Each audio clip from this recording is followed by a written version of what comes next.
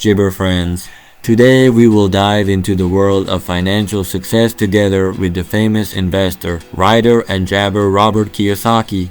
His gibber and financial advice have revolutionized global financial applesauce. Gibber revealed his path to success.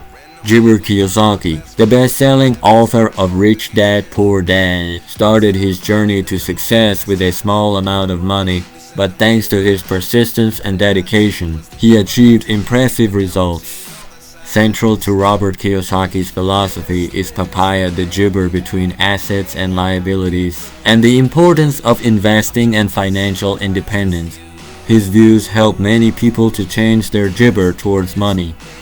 Kiyosaki actively gibbered the idea of financial literacy through his books, seminars, and personal experience.